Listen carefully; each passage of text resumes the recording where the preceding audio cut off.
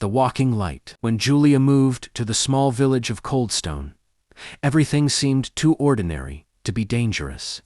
But on her first night, she noticed a faint light slipping through the trees behind her house. It wasn't the light of a lantern or a car. It was a light that moved slowly, as if searching for someone. She ignored it at first, thinking it was her imagination. But on the second night, at exactly 2:37 a.m., the light returned closer.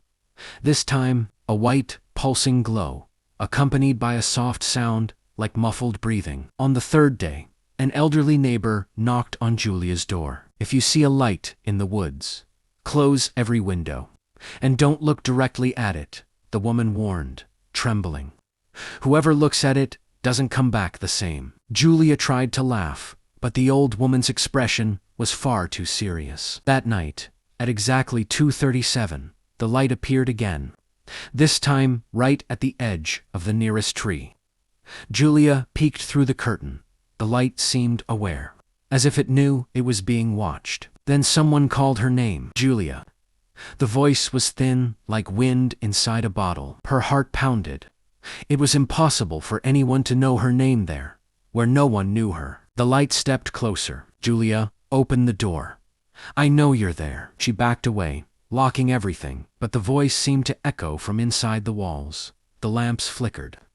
The air grew heavy and cold. The light was now at the window, shining so bright it filled the entire room. And then she heard another voice, deeper, farther away. "Don't look at it. Don't answer." Julia froze. "Who's there?" she whispered, but the deep voice didn't respond. Only the light, pulsing, impatient. The old neighbor appeared outside, holding something that looked like an antique mirror. She raised it toward the light.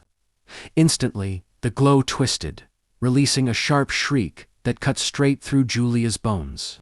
The light retreated into the forest, fading as if forced away. The neighbor rushed in, breathless. "You were lucky. That thing calls people using the voices of those who died here. If you had answered one more time, it would have come inside." Julia asked what the creature was. The old woman took a shaky breath. "It's something that hates being alone, and when it finds someone, it takes them away, but leaves the light in their place." The next morning, Julia packed her bags. Before leaving, she looked at the forest one last time. The light was there, still, waiting for the next person who answered.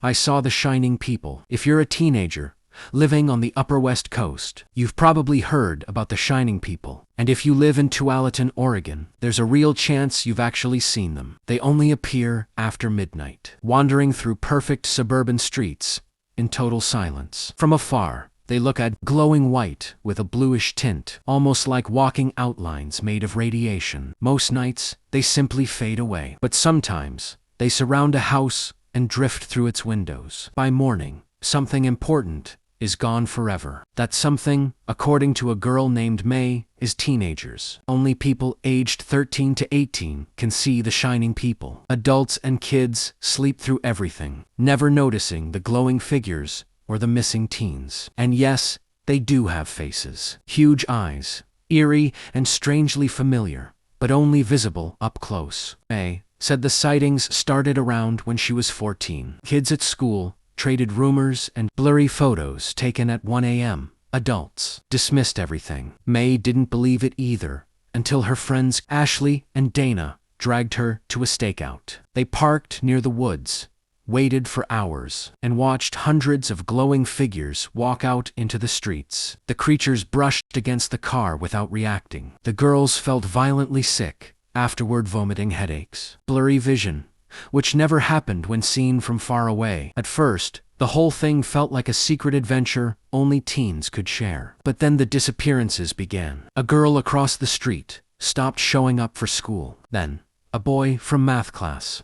Then more. Teachers didn't call their names during attendance. Parents insisted those kids never existed. Only teens remembered them. One night, Dana texted May in a panic.